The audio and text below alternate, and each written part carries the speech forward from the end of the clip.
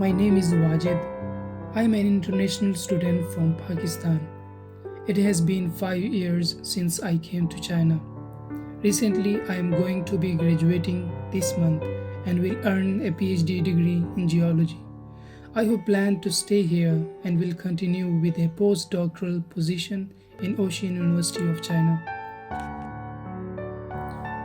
My daily life consists of studying, exercise, and cooking in my dormitory. Over the last 5 years, I learned a better understanding of life in China. Rice is a primary food in Pakistan, and I find it's the same as in China. In spite of different cooking methods, the similarities between China and my country give me a sense of familiarity. Furthermore, the sea rice is a very unique kind in China that provokes my curiosity.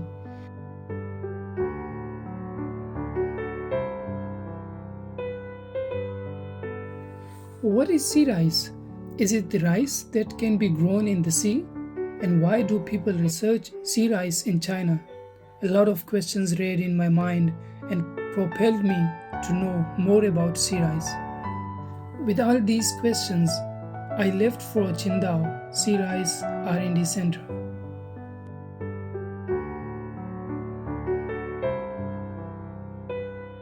Here I met with a researcher from whom I asked some questions, and she gave me the very brief answers.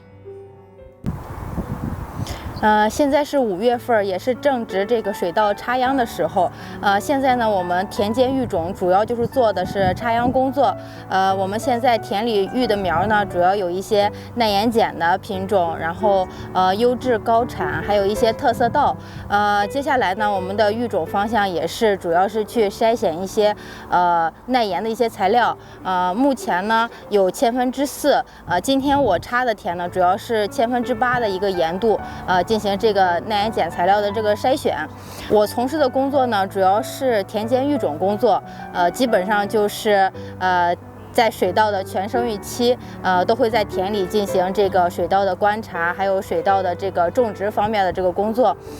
这个期间呢，因为水稻生长主要是25度左右的这种高温，我们的这个工作也主要是集中在这个夏季，所以天很热，我们也是在田间一趟一趟来回的这么走，但是呢，我们没有觉得说非常的苦，非常的累，因为袁院士曾经说过，我们不能只纸上谈兵，要深入田间，要在田间里边去发现知识，去选育品种。我们也一直在践行袁院士的这个想法和做法，因为他来到我们实验基地的时候，也是亲自下田去给我们做耐盐碱水稻的指导。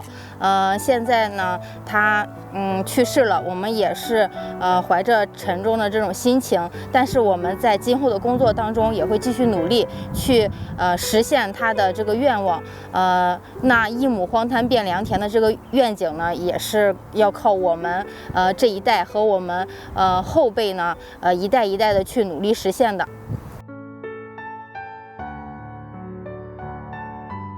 In such hot weather and high temperature, the researchers are still working hard outside, so it's suddenly clicked my mind that why I shouldn't experience by myself. An expert farmer led me to the experimental field and taught me in detail about how to transplant the sea rice. 如果我们这是多株插的啊，多株插的就先要苗要搞齐。如果是单株插的就无所谓，单株插的就1颗，反正1颗就这样。这个我们2只手都有动的，你像这个啊，告诉你，你像你这边啊，这边我告诉你怎样，我们在插秧插的怎么样快呢？是怎样？这边在插，这个手呢就这样。这，这只手你就不需要看，就这样习惯了以后就这样，你不需要看，就多少啊多少啊，这就像流水一样的，就很快，就这样。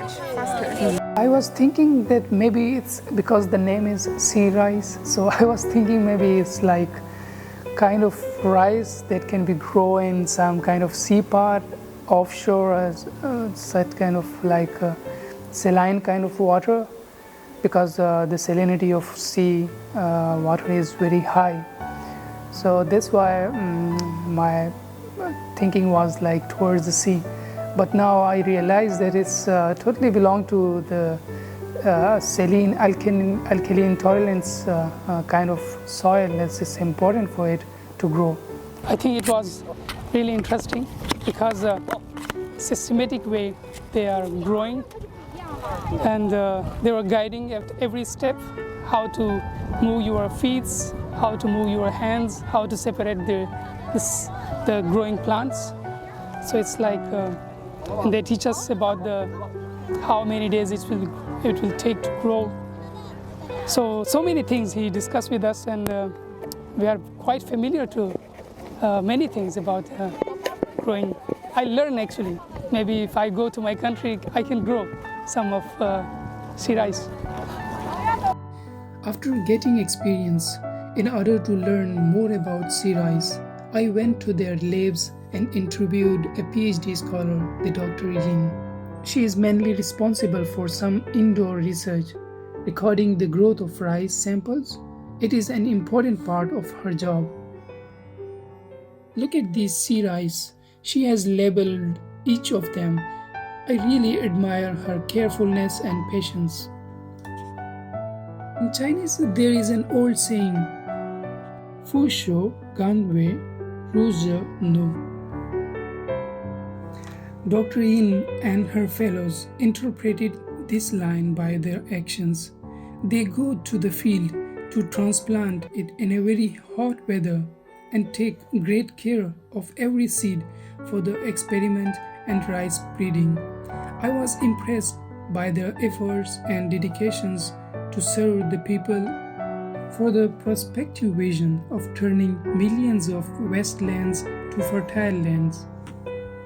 According to the marketing manager from the Sea-Rice R&D Center, the sea rice has achieved a good business in Chinese rice market.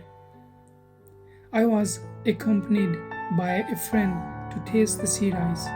We went to a night market in Qingdao and found a delicious bamboo rice, which were actually the sea rice. The journey of exploring the sea rice was really pleasure. I like it. I really love it. Delicious. During the interview with Miss Yu and Miss Yin, they both mentioned a name, Yuan Longping. In the exhibition hall, the guide also introduced his contributions. Mr. Yuan is a well-known scientist in the field of rice cultivation and even in the field of agriculture worldwide. He is not only the leader of sea rice researcher, but also the father of hybrid rice.